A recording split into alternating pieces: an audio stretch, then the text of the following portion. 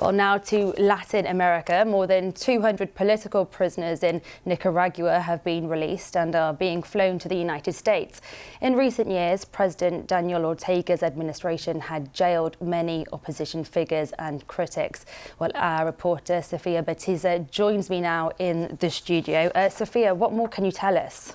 So it's a really big day for Nicaragua. 222 prisoners have been released. They were all critics of President Daniel Ortega. 5 of them were hoping to run against him in a presidential election. Now, they've all been stripped of their nationality, and Mr. Ortega today called them traitors and said that they've been deported to the United States because they were a threat to national security.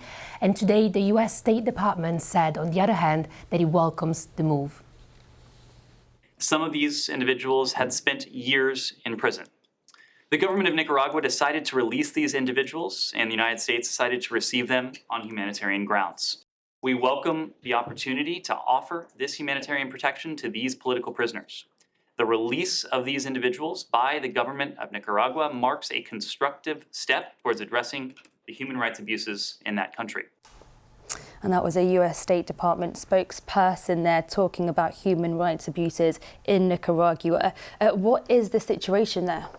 So in recent years, President Ortega has obliterated any opposition to his government.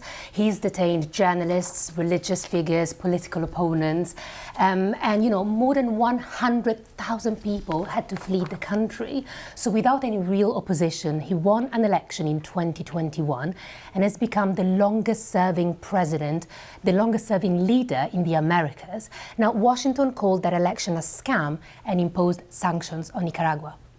And what's going to happen to the former prisoners now? So they'll be taken to hotels, they'll be offered medical and legal support, and they'll be allowed to stay in the US for up to 2 years.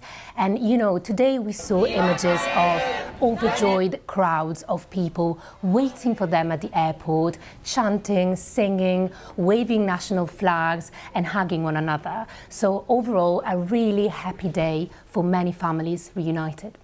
Sofia Batiza, thank you very much.